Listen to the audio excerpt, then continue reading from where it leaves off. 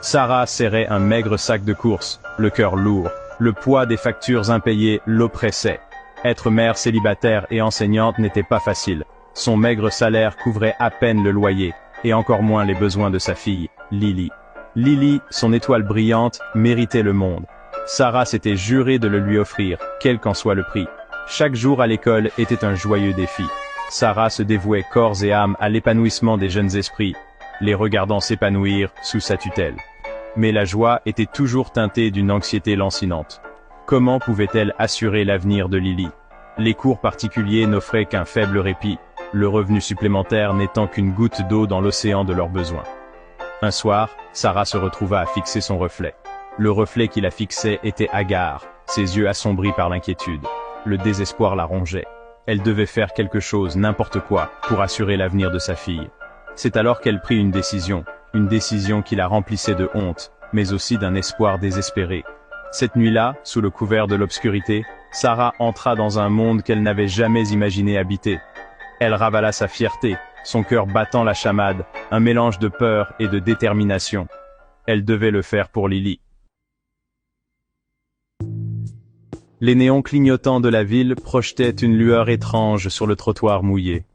La pluie, compagne constante de sa misère, ruisselait sur le visage de Sarah, se mêlant à des larmes silencieuses.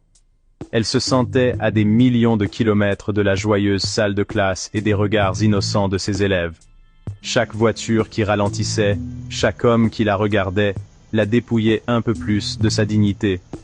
Mais la pensée de Lily, sa douce Lily, nourrissait sa détermination.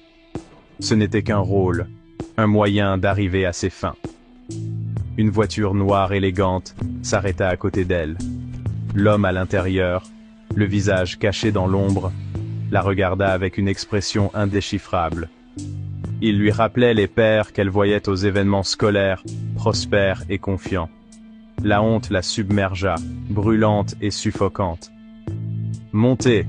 ordonna l'homme, d'une voix grave et rauque. Sarah hésita, son instinct lui criant de fuir. Mais le poids de sa situation, l'image du visage plein d'espoir de Lily, la poussèrent en avant. Avec une prière silencieuse, Sarah monta dans la voiture.